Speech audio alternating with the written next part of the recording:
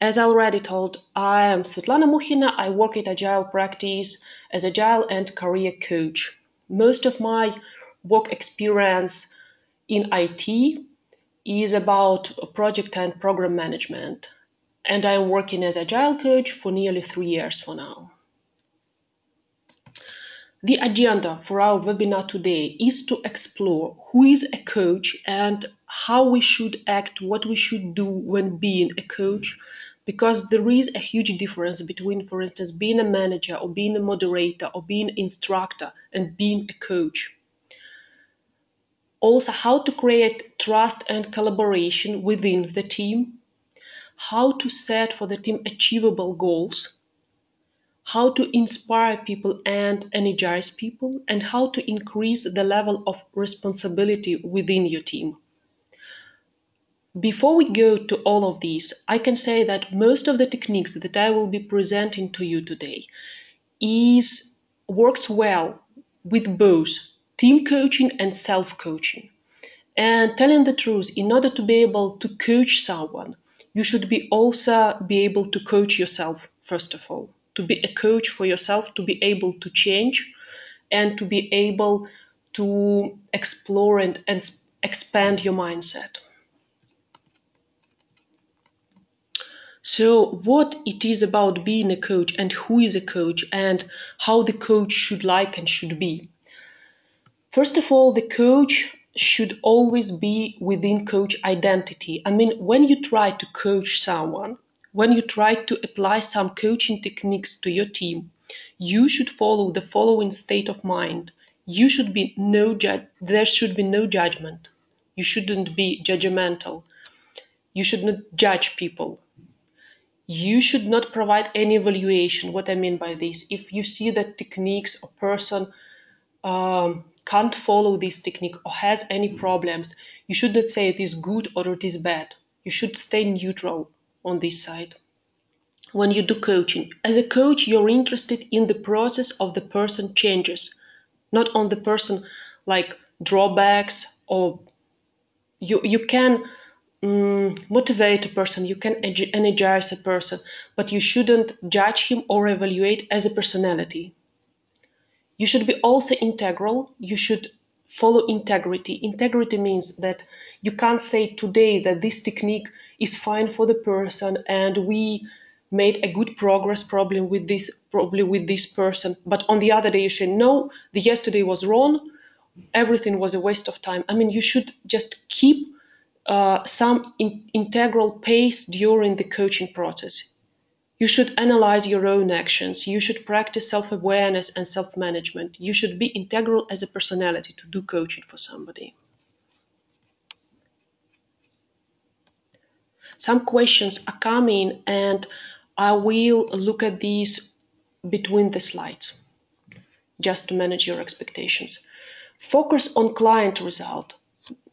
I think it is the most interesting for our case, because many of us are managers, many of us are scrum masters or agile coaches, and sometimes we are asked to coach someone. So not the person is coming to us and saying, okay, let's you be my coach. Can you coach me? But it is a manager of the person who is coming, or it is a people partner of the person who is coming to us and say, or it is a client from business side. She can say, okay, please coach someone from my team. And it means that you should focus on client results. So you should identify who is the client for you. Is it the manager who came to you and asked to coach someone from his team, or it is the person who are you coaching? You should be clear about it, because then you don't know what results and whose results you're following. As a coach, you don't have any results of the person. I mean, if you're a manager and you would like to increase someone's responsibility in the team, you can't do it in a manipulation mode as a coach. You can't do it in hidden mode.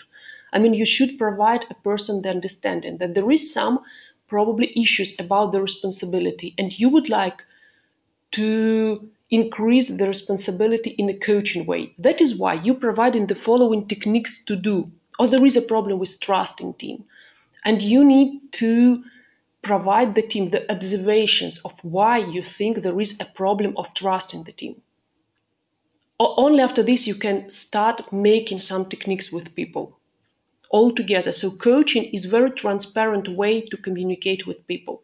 It's not something hidden. It's not about manipulations.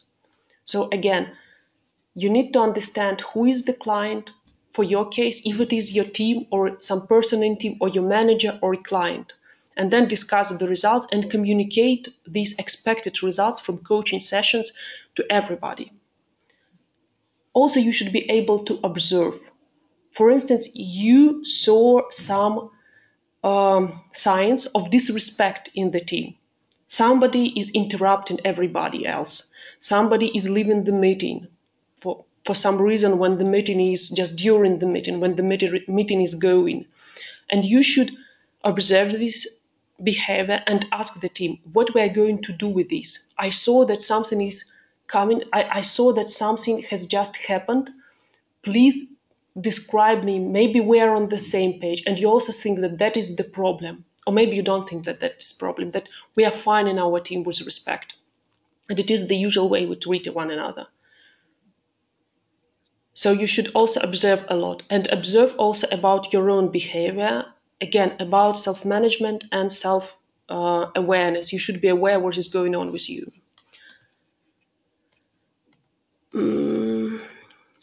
I have here some questions. I don't know the flow of asking questions, so I hope it is ongoing. What is the difference between coaching and mentoring? Yes, we will talk about asking questions. I will show you an example of powerful question.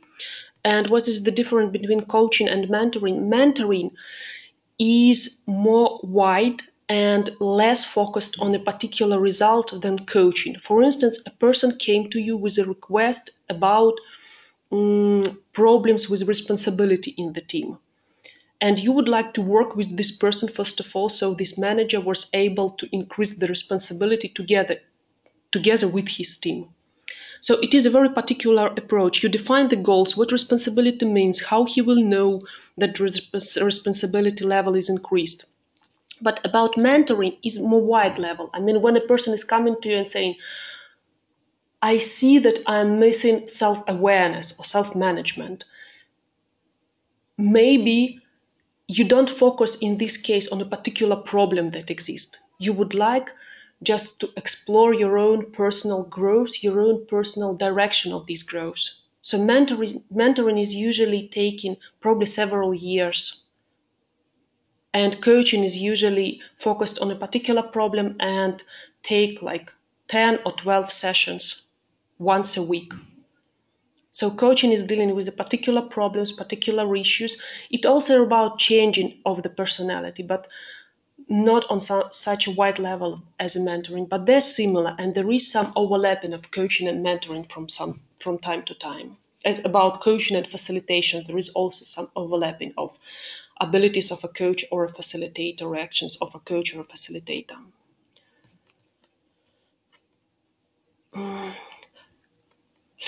Sometimes there is a misunderstanding about coaching and mentoring. For instance, many people think that mentoring is about providing instruction and being more particular, but I was exploring this topic and consulting different coaches, and what I get that mentoring is actually wider than coaching. When you're providing the instructions, it is consulting. It is also different. Then the next level is coaching, and the next level is mentoring. Mentoring is like being with the person, staying with the person for the huge period of his life. It's like being a master for the person and teach a person all the time.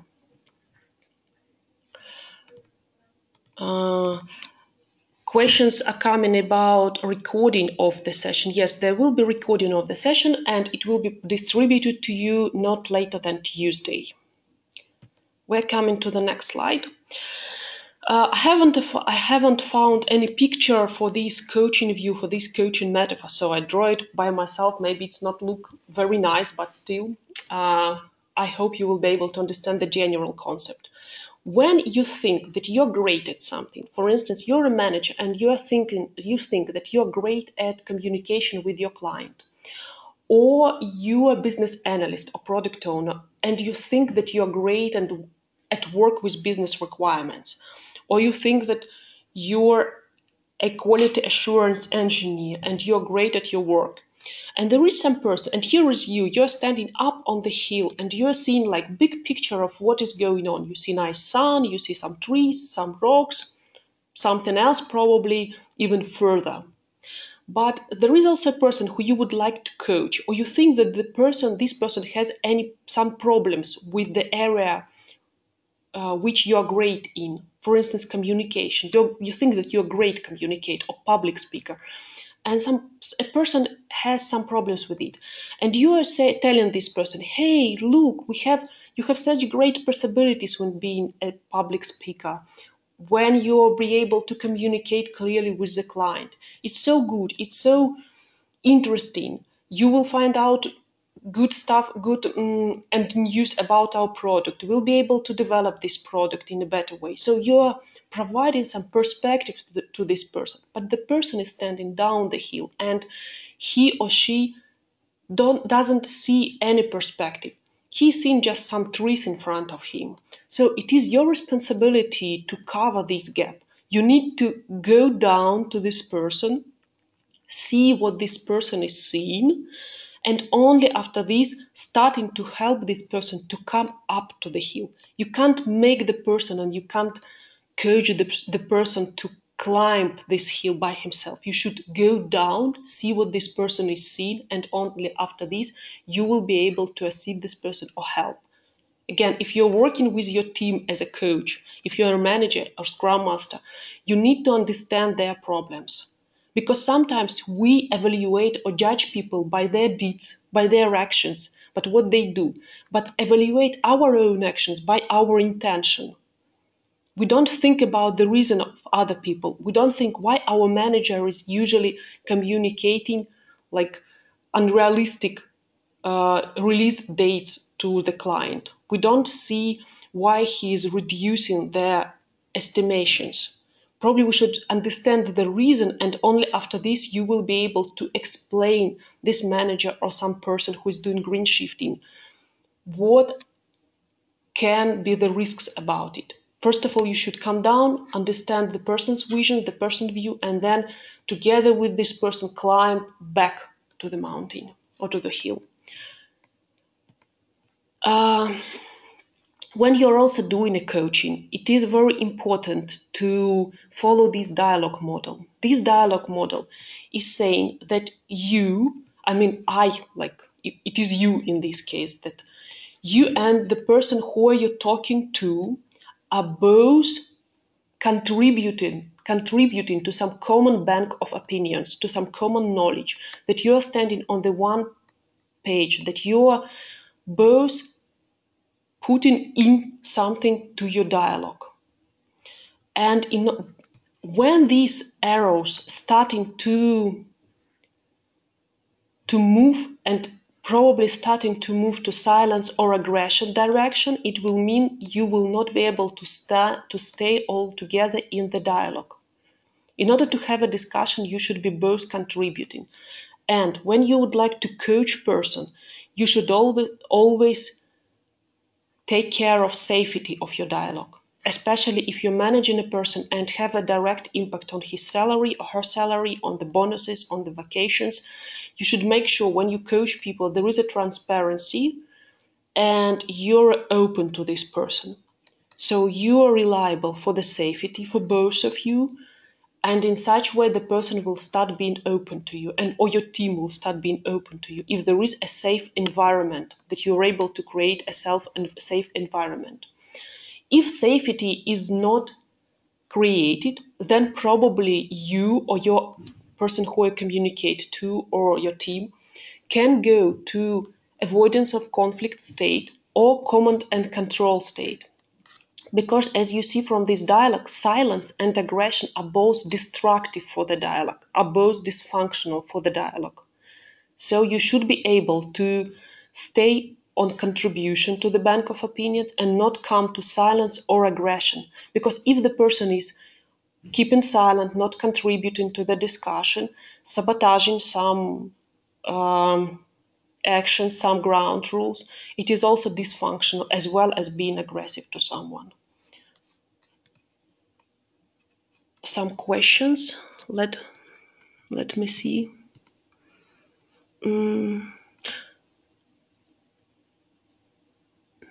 So coach is someone who is next to you, your colleague, and the mentor is higher position, your manager. I can't say so. Both coach and mentor can be someone next to you. It can be your manager or it can be your colleague. You need to trust this person, or if you are a coach for this person needs to trust to you. You should respect, non-evaluate, non-judge this person. So these are both similar for manager, for mentor, and for coach. It can be anyone. It can be external person to your team, like I'm working as agile coach, or it can be internal person from your team, or it can be your manager. But when you start, here is the interesting moment, when you start to combine several roles, like manager and coach, you should distinguish clearly when you work as a manager, because management, yes, it is about controlling tasks, it is about assigning tasks, about tracking the progress, and coaching is not actually. Coaching is about development of the person. So if you try to develop someone, you're not telling the person directly what to do, but the manager can do it. When the manager needs for the person to do the task to the particular day, the manager explaining the reason why this task should be done for this date and tracking that this time is done by this date. Coach is not doing it this way. Coach is like a mirror, or with the help of powerful questions, showing different areas of probable growth for the person. So it is not so direct as a management. Where coaching works best of all. Coaching works pretty well with behavior of people if we need to change the behavior of people, or when we need to change the competence, the skills of the person. Coaching can work with values, but it can be difficult. For instance, if the person believes that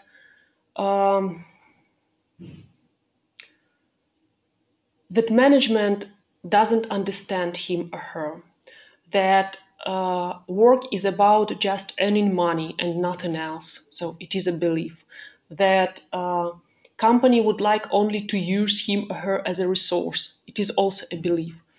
So we behave based on our values, competence, and as well as our environment. With the coaching, you can help the person to change competence and behavior, and in such a way you can change values, self-identity, or mission, purpose of the person.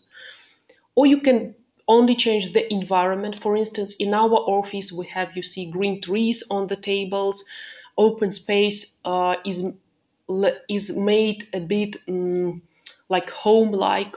So we're trying to provide more relaxable, more friendly atmosphere with the help of environment to employees.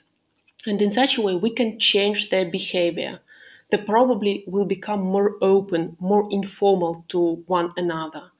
Probably in such a way, they will be able to change their competence, their skills, for instance, about communication. And in such a way, we can change their values that at work, you can be open with your colleagues. You shouldn't hide any information. You should probably treat your colleagues as friends. It can be a belief that colleagues can be friends. But for some people, the belief can be that colleagues can't be friends. You can't have any friends and any friendship at work. And in such a way, it can change your identity and purpose. But directly, it's difficult to change values of the people. You need to work a lot. I mean, to work as a coach a lot with a person before he or she will allow you to change his or her values. So as a coach, better to focus on behavior and competence of the person.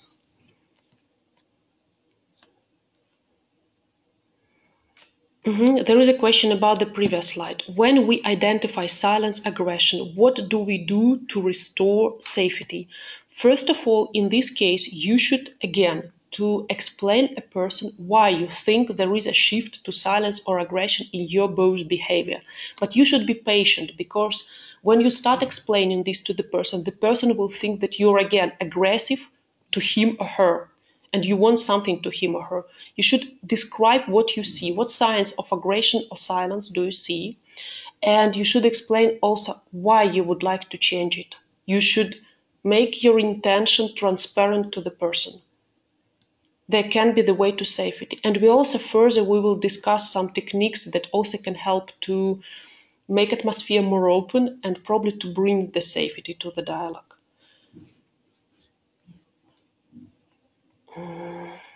Trust and collaboration. How to create trust and collaboration in team. There is a very useful and very easy to do technique. It is called journey line. And using journey line, you can make your team members more open to one another with the help of describing your own or their own facts of life. We become more trustful to the people who we know. If we know something about the person, probably in some case it can be even about vulnerability of the person. When you know something personal about someone, this person can become to you a bit vulnerable, and in this case you can feel more trust to him because we think that this person is vulnerable to us. And this technique can help us to share our personal facts of life to one another. How it is done? All team is coming together in one room, and for instance you give 15 or 20 minutes to all the team so they draw their journey lines, for instance starting with their first job or starting when they left university.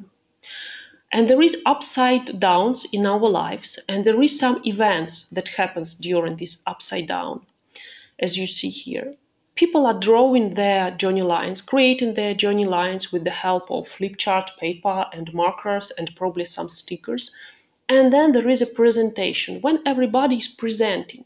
Some people are less open than others.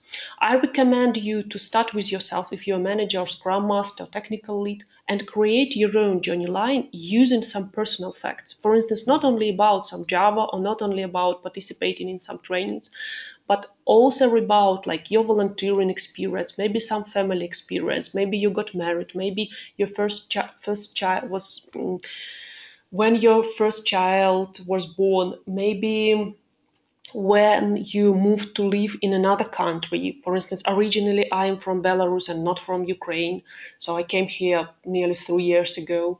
Like providing some personal facts to your team, and in such a way the team can become more transparent to you. And when you show your journey line to the team, you ask everybody else to create something similar and to present one another. It is a team building activity. You can integrate it into your team building events. For instance, you have beer and pizza, maybe somewhere, or you would like to watch a movie all together. Some teams has such rituals. And before doing the main team building activity, you can start with journey line. Or you can do it on retrospective if you have retrospectives after iteration or sprint completion. You can make this game. Usually it takes 1 hour for 6 people. And it will work very well to create safe environment for people.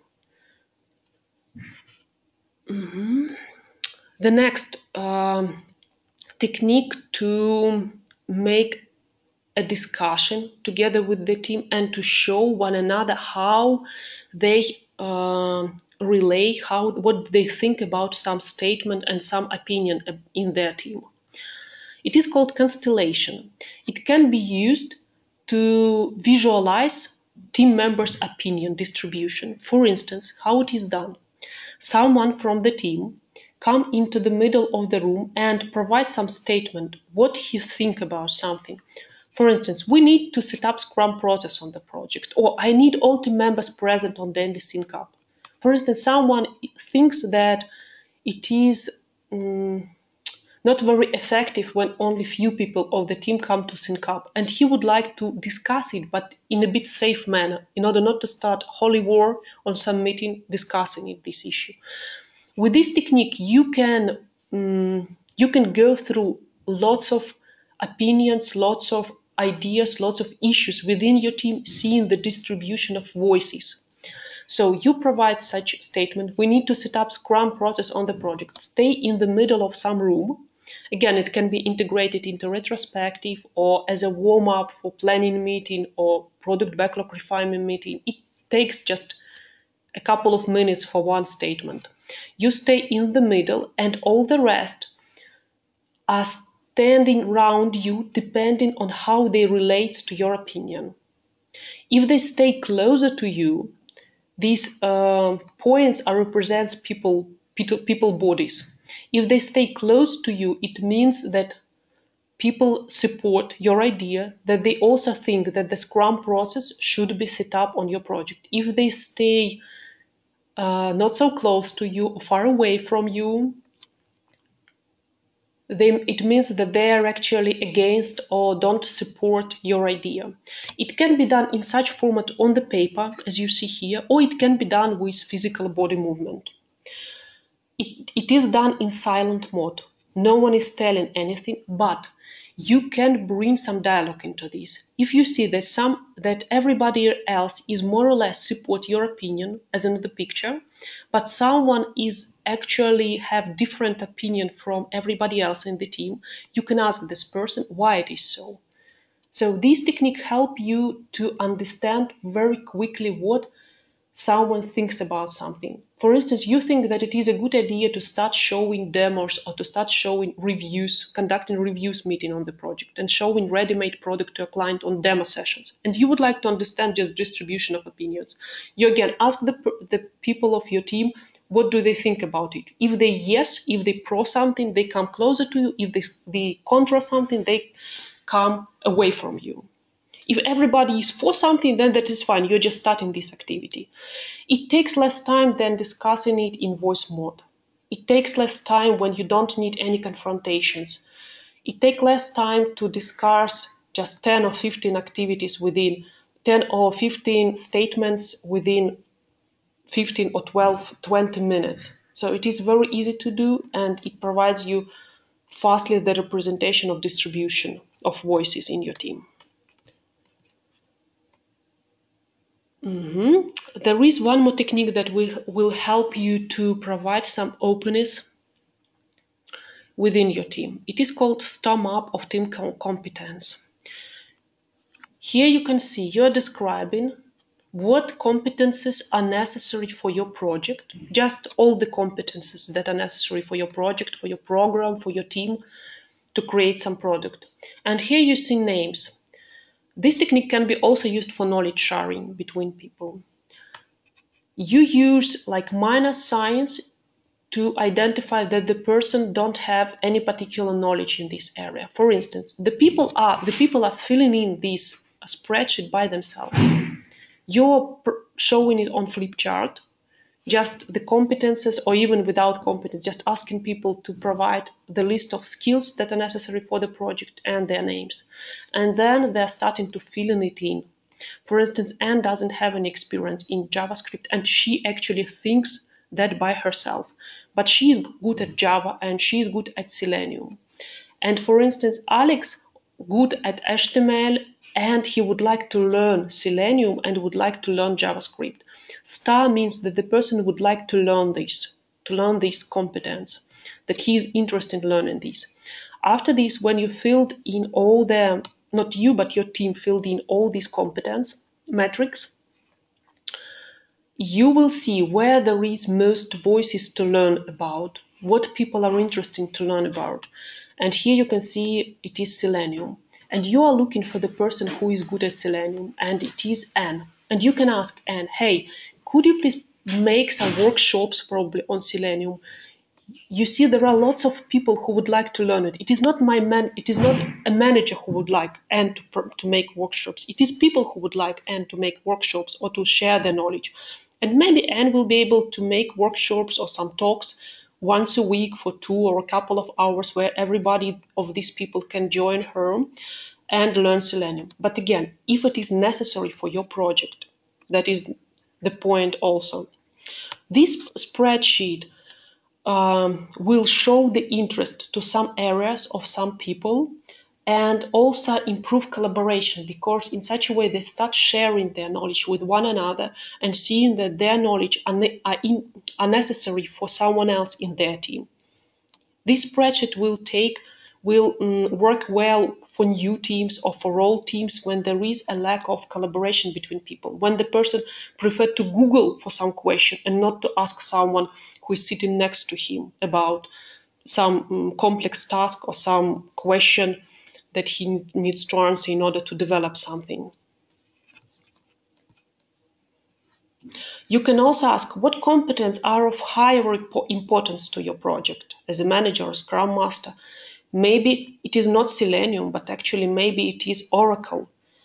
And you have here just one person, Nick, who knows Oracle, but no one else would like to learn Oracle. Maybe you should discuss it also on retrospective or on some other meeting, that there is necessity for this. And maybe Nick don't mind to provide workshops on Oracle, but why people don't want to learn Oracle? Also, there is a question. So you can use this matrix as an input to see what is necessary for your project, what already people know about your project, and where the people would like to grow and what they would like to learn.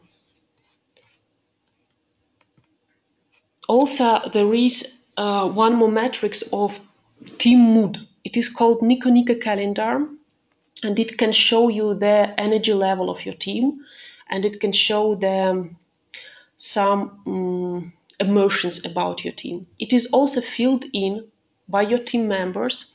It is filled in during, for instance, one sprint or several sprints. Here you have the days of the sprints, and here you have a people list.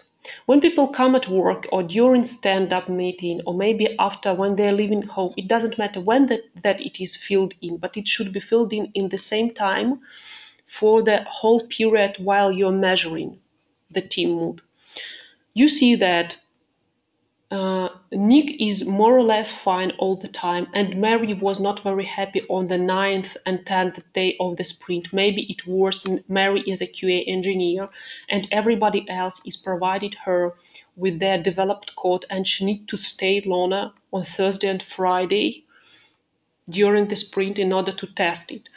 You see it here. You don't need to come to the person and ask whether she's fine or not. So it is transparently sees that she's not fine with it. And you again should discuss it in order to bring atmosphere of openness and transparency into the team and to improve collaboration, to improve trust in the team. And you see that Anne is most of the time is not happy. Something is going on here. And probably you should ask Anne what, but not like you as a manager in one-to-one, but in some team meeting. So everybody else understands why there is some problems. Maybe Anne is business analyst and there is some problems with communication to product owner or to stakeholders. So there is some problems with requirements acquisition from these people. And Anne is unhappy. Maybe some help is necessary here. Maybe she can't reach the necessary people. So you can again create this calendar and ask people to fill it in during sprint, and you will look for the patterns. For instance, maybe there are days that all the team is not very happy, like this, the second day of the sprint. Maybe the requirements were not ready. Maybe they need to do some technical debt issues from the previous sprint. Maybe something else. So you look at this pattern and you discuss what has happened during this day. So it helps you to identify problems that are going on the project and not to close eyes on it. I mean, if you decided to create such calendar, such Niko-Niko or emotions calendar of your team mood, you must then use it and discuss these issues with the team. Probably it will not be very easy, but actually creation of open and trust in the team is not very easy. People should feel safety in order to discuss it, but at least they will start identifying what they feel. Because sometimes we don't know that some people experiencing problems on the project and there is not much safety, and that is why the person is keeping silent here. But after a couple of sprints, a couple of months of such a problem, the person can start looking for a new job somewhere else, and no one will understand actually why it has happened. So again, it's visual representation of your team mood that you can work then with. Also, I would like to show you one more technique that will help you to create open and trust atmosphere within your team and let the people who would like to talk, and let the people who would like to discuss something to observe. If you would like some people to stay passive on the meeting or active on the meeting, you, with this technique, will provide you this possibility. For instance, you are gathering together to discuss requirements problems on the project, and some people think that there is no problems with requirements, and some people think that there is problems with requirements preparation. The people who think that there is no problem and they're fine with requirements, they're sitting on the observers chairs. This picture is representing a big team, but you can do it for the team of 6 or 5 or 8 people. Just limit the number of chairs. So the external circle is for observers. The internal circle is for ones who would like to directly contribute to the topic. So these people think that there is a problem about requirements and they would like to talk. So they're sitting internally. There is a limited number of chairs, and there is also one empty chair here. They're discussing something. When the person is done with discussing something, he or she can go to observer's level, can go to observer's circle. And when someone would like to come into their discussion and contribute something, he or she can go to their contribution circle, to the circle of the discussion, and start talking here. Because observers can't talk, observers can listen, can see, and can raise hands if they would like to join the circle. If the person is joined the circle and come to the empty air, someone else from this internal circle should stand up and leave the circle. So the number of people who are in the circle are permanent all the time. You can change these rules if you like, but the technique fishbowl is done in this manner. It can be used on retrospective when there is many people who don't want to say anything. They think that everything is fine. Why it is done in such a way? When the people in the internal circle discussing some issue, maybe the people from external circle will be interested and will find some interest in the discussion and be able to join after this. Maybe when they start discussing the requirements, for our case, the problems with requirements, no one else from external circle were interested. But when they came to requirements testing by QA team, that probably requirements should be first of all tested before the development is started. Maybe someone else from QA people would like to join the discussion when this point was risen all of a sudden. Then someone else should leave and someone can join. Just very easy format can be done for 6, for 5 people. Just you can live here for only 3 chairs, 2 people who are discussing something, and 1 is empty chair. Some questions are coming. I see that probably we will not be able to cover all of the topics, but then I will make one more webinar and send you invitations for more webinar on this topic, and we will continue discussing it.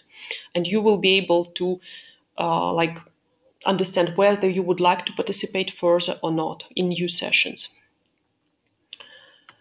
So the question is the following. Is there a difference of tools used for new teams versus existing teams? New teams limited trust yet. Actually, each technique that I'm discussing can be applied both to new teams and for existing teams, because sometimes the atmosphere is so spoiled in the existing team that there is even less trust when comparing to the newly formed team. So you, first of all, as a coach or as a scrum master or as a technical lead or as a member of the team, you can ask the people whether they would like to do some technique, whether they would like to improve the openness within the team, or maybe they don't want. You should provide your observations to the team, why you think there is a problem. And after this, maybe some can say, okay, let's do. Some can say, I don't want, and some can say, I don't mind. So people who don't want to participate in technique, just ask them to stay in the room. I mean, maybe they will be involved further. Don't insist. But there is usually some volunteers from the team who would like to try new things. And maybe the rest of the team will come to this technique further, while they will be seeing how people are discussing something or doing something. About the calendar technique of mood, a question is, Should it be a personal mood or just related to the job? It should be a personal mood. We are not describing here work or personal, because when we have some problems at home, some actually we can't like switch very quickly that at work we are happy and at home we are not happy, or vice versa. So we are influenced by different events in our life. So if the person is experiencing personal problems, why not to learn about it? Why not to find out about it? Because it can have impact on work as well. If the child is ill of the person, or the person is divorcing, actually it is also about trust and openness, open atmosphere in the team, to know some personal facts about the person. If your team don't want to come to personal level, you just don't go there. It's also the decision of the team. Besides team mood, you should also create calendar for issues happened. Yes, it can be, for instance, you create a Niko-Niko calendar, bring it to retrospective, and that then put some stickers with issues to each mood. Why here is we are not happy, here we are also not happy. Some reasons can be found here, and as well put it into the mood. You can do it during creation of Niko-Niko calendar in order to remember about it, or just on retrospective. We are looking for the pattern when we are using this calendar. We are looking for similarities in moods of the people.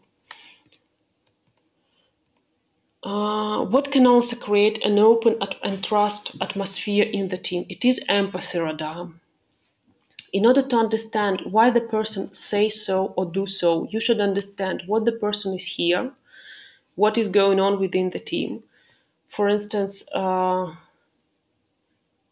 if the person saying that there is problems with requirements, what this person is here. The person is here that developers are always complaining on not ready requirements. What this person is see? The person is see that there are lots of commands in Jira tickets, that Jira ticket is not ready from the beginning, but all of the commands coming after the beginning of the sprint, or when the developers start working on the issue, lots of questions are rising. So he or she sees and hears very particular things.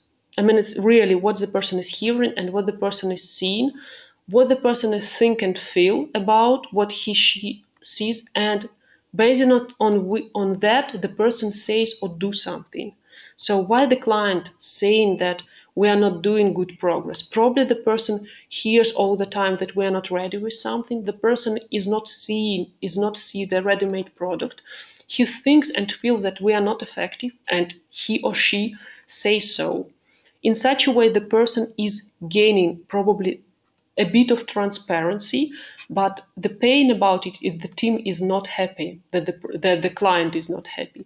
But in such a way, you can show the full cycle of person understanding on what is going on the project. Here is the example.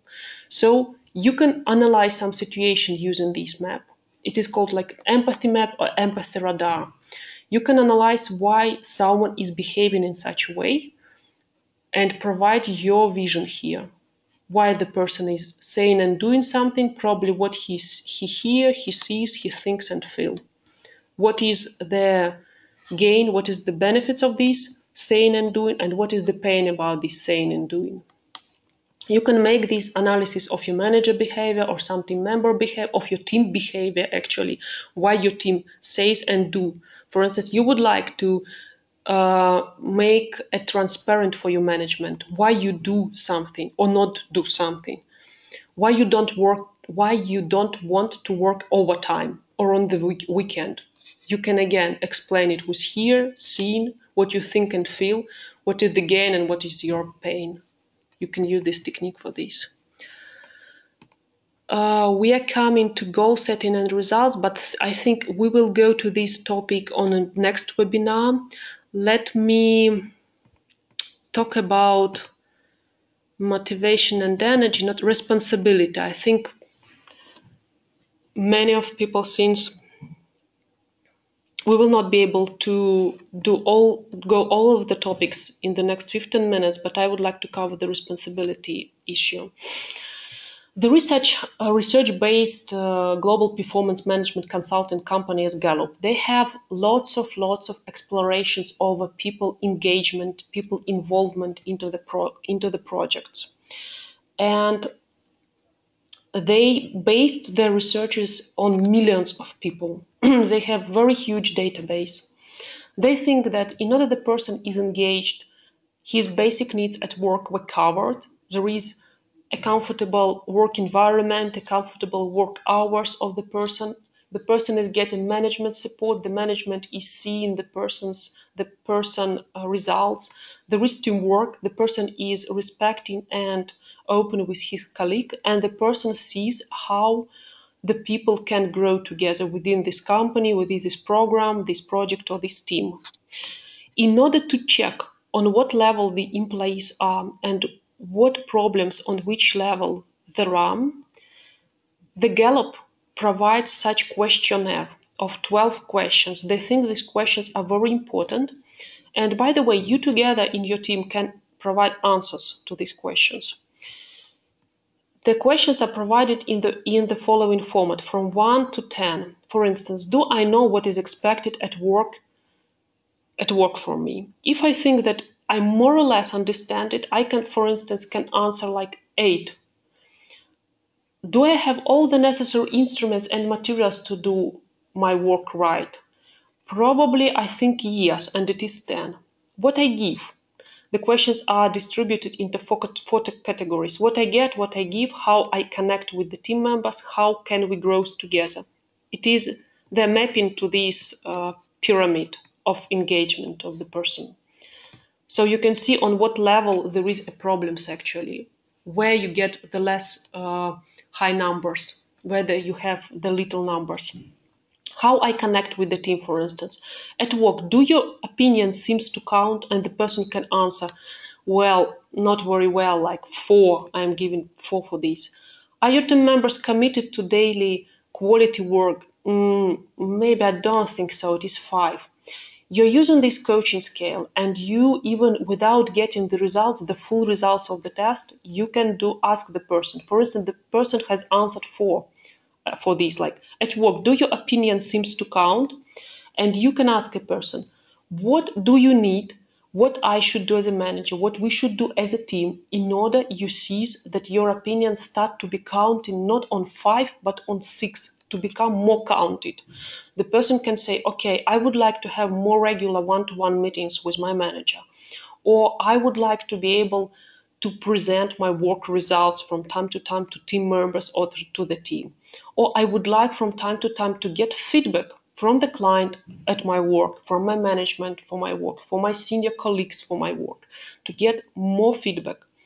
For instance, or I would like to see that some of my ideas are implemented on practice. Or if not implemented, then the people provided me feedback why, for instance, they don't want to make planning sessions, or why they don't want to make sync-ups on the projects. It is my opinion and I would like to get feedback on it. And what you need in order you answer this question on 7. Again, we're coming from 5. For 6, he or she provided some ideas, and for 7, how do you see that your opinions are counted for 7? For instance, I'm seeing that my opinions are implemented and I am communicated the results of this implementation. That my idea is not only communicated to the client, but some results happen based on this communication. So you are step by step asking the person to give some contribution in order his or her work state at work was improved. Usually, most of the companies have these results from 55 to 85, and it is good.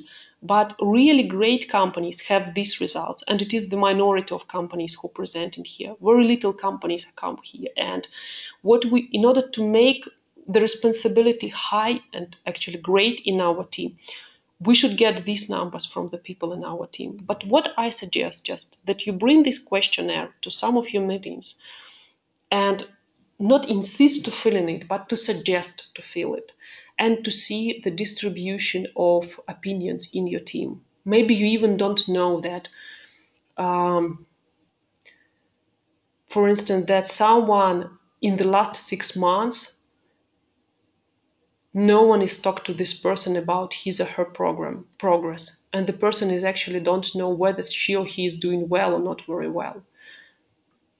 So maybe in the last year, there is no opportunity for someone to learn and grow at work. Probably in this case, the person will start looking for this opportunity somewhere else, not in your team, in your program or your project. So I suggest you use this questionnaire. What else can be used in order to increase responsibility? You can show such metrics to your people. For instance, during problems solving session, you can say that some problems can be solved by the team itself, and the team distinguish it as like I level, it is the problems that I can fix, or I as team can fix. You, it is the problems that should be escalated to the higher management, maybe to their technical lead. If I, it is the team. If you, it is the manager or technical lead, and they, it is the problems that can be not only escalated to management, it is the problem that manager should escalate somewhere.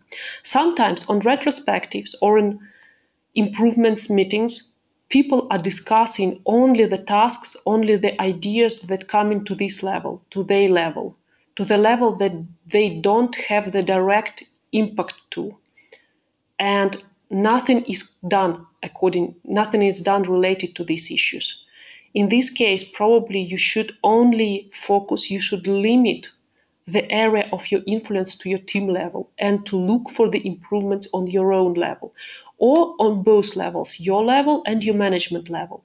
But in this case, you should not only to discuss the issues within your team, but to escalate it to your manager. There is also metrics of competence. You can also explore what you know in your team. For instance, you know something about Scrum, but you are not doing Scrum. You know something about Scrum, and you actually can do the Scrum processes in your team because you already have experience. You maybe implemented Scrum in some other team. Maybe you followed Scrum processes in some other team, but you don't do it, or you do it as an exercise. It's like having planning meeting, having product backlog meetings, having daily stand-ups, retrospectives, reviews meetings, but you're not following like between when you have these meetings, you are not following the agile principles and values. So you can explore your level of competence, your team level of competence on these metrics, what you know, what you can, what you do, and what you be. You should focus more on do and be, because sometimes we know something and we can do something, but we don't do anything about it. I mean, we know how to communicate with clients. We can do it, but we continue to keep silent and prefer to get information by emails from client, not in direct communication, because probably we can speak English, but not very well. Actually, we don't do it. We don't want to do it. So you should understand where is your problems, on what level, and what competences you have already, on what level is your problem, and what competence you have already, and what competences can be improved. It can be used for personal use. When you know something, you can think that you would like to know how you can do something, and you would like to know how you actually do something. So again, for personal growth and for team growth. What else can be done in order to improve responsibility within your team? You can show such leadership gift created by Christopher Avery. You can show this diagram and try to understand where your team members are. For instance, there are teams that are always on denial level. They deny that some problems are happening. You're coming to this team and saying, hey guys, we have a problem. Our client is not happy. They say, you see, our client is more or less happy. He is not telling anything to us. Okay, but he's not telling us also that we are good. He just keeping silent. As you know from the dialogue model, that silence is not good. Silence is the opposite to aggression. It is also not very well. So the team can be on denial level.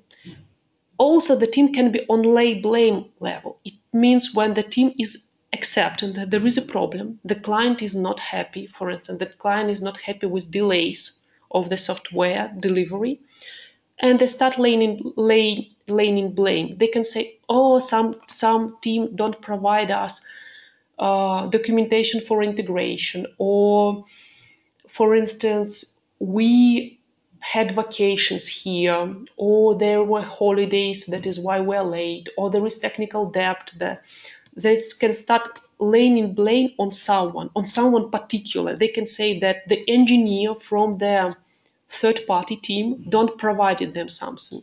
Or for instance, QA engineers can say that development team don't provide them the development code for testing in time. Laying blame is like finger pointing. The finger is pointing to someone particular who is to blame. The next level is justification. The team can say, okay, the client is not happy, we are not providing the software in time, but it happens. We sometimes have some problems, we are not lucky about it, we have a high attrition rate in our team, the management is always changing in our team members are changing, and actually there is some external circumstances that are influencing on our team. We are not laying blame on someone particular, but just saying that we are not lucky enough to be good. The next level is shame. The team or team member can say, okay, that's my fault. Well, we're really bad at it, at something, at providing particular commitments, at managing well the expectations of someone. We can say, okay, we're ashamed about it. We're ashamed about it. It is better than all these levels, but after this, what can happen? The team or the person can just quit. He or she can say, okay, I am ashamed, that is my fault, and do nothing about it. Just everybody say, it's not me who is ashamed, it's not me who blames, so this person is a good guy, he's ashamed, and we're not going to do anything about it. And the team can do it as well, like quit. The next level is obligation. Obligation is something that you must do according to your work rules. You have some ground rules at work, you have this responsibility list, and you do this. For instance, you should work from 9 to 6, and you stand at work at 9 and 6 and doing code. And when someone asks you to stay by 7, you say, you see, no, I'm staying from 9 to 6. That is my working time. I'm working hard during this time. I'm focusing on my tasks. But again, it is obligation. It is also fine. You see, it is in green, so you can just focus on obligation. But responsibility is a bit more, is you can't do in a different way. It's your personal intention to improve, is your personal intention or your team personal intention to provide valuable product, to deliver the product in time, and to take the responsibility if it is not done. Respond rather than react. It means responsibility is like proactivity. You're not reacting to some problems. You're trying to anticipate these problems and understand what to do beforehand the problem has happened.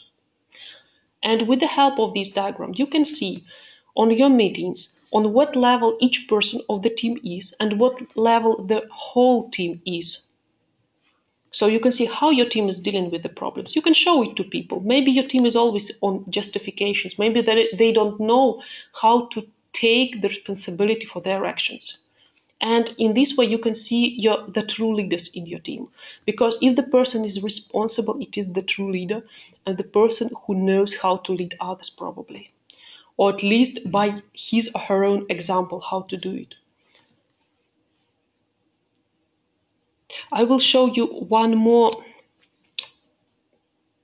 slide on responsibility, and we'll ask you to stay for 5 minutes more, and then we will finish at 3:05.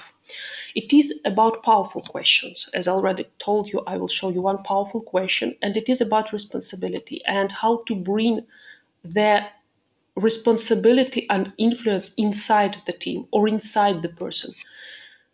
Sometimes we have the external point of influence when we are saying like this. Like manager can say, my employees are not proactive. I always need to provide them direct instruction. Or the employee can say, the manager does not value results of my work. Or for instance, a client can say, the development team don't understand my business needs. Or Scrum Master can say, they don't want to conduct retrospective. And in such a way, when you're as a coach, when you act as a coach to your team, you can ask this person who you should become or what you should do in order your manager value results of your work. What you should do in order your manager start valuing results of your work. What you should do as a manager in order your employees become more proactive and you don't need to provide them direct instructions. Actually, we are bringing the point of influence inside the person or inside the team. For instance, the team is complaining that some other team provided documentation too late for us to integrate with their system. Okay, guys, what you should do as a team in order next time this documentation was provided to you earlier for integration, in order you can think a bit earlier about integration. What should be done? What you should do personally as a team? Here is all for today, mostly all. About recording, again, I will provide you the part of the presentation that I presented and the recording of the webinar, not later than Tuesday. The rest part of the presentation will be made in a next webinar. Again, for 1 hour, I think the remained parts of the webinar I will be able to do in one next hour. The next webinar probably will take place in April or the beginning of May on the same topic about team coaching. I have even even more material to provide, and I can show you where this material can be taken. So I highly recommend you about coaching to read this book, Happiness Advantages, the 7 principles of positive psychology that fuel success and performance at work. It's not a book like about being happy in some on some island or on vacations. It is the book how to be happy at work and how to perform good at work and how to be successful at work and what it is meant. You can read this book and then use the techniques from this book for yourself in order to be happy at work and for your team as well. Also, I highly recommend you this book, Leadership Agility, 5 Levels of Mastery for Anticipating and Initiating Change. It is book not about agile, it is book about leadership, and it talks about not leaders as experts or achievers, but leaders of co-creators or leaders of synergists, so-called post-heroic leaders. Because experts and achievers are not very valuable for now. The people who can do by themselves, we more focus on people who can coach, who can teach others to make good results at work. And this book is about it. Also, I invite you to my next trainings and webinars, the facilitation training that I'm conducting from time to time in different locations like Krakow, Wrocław, Kiev, Moscow, St. Petersburg, Sofia, and Bucharest. I also invite you to the webinar Estimation in Function Points. It is different from story points. Actually, it is very different from story points. It is another variant of estimation of projects. And webinar in Russian, how to motivate yourself and your team. It is the second part, and the first part is already done. The recording can be downloaded from here. And there is also a webinar, what Scrum Master is doing on the project. So if you're interested what you should do as a Scrum Master or your team members should do who is acting as Scrum Master, just come to this webinar. It is in English. You can also listen to it in March, I think it is happening. Again, the remaining part of this webinar will take place in April or May. The materials, you have it here. Let me look through the questions.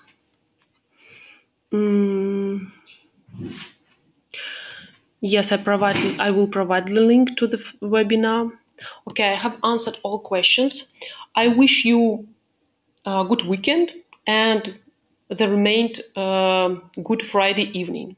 Thank you for coming, and see you soon. I will send you the link for the registration for the second part of this webinar to you personally, to all people who has registered already and presented on this webinar.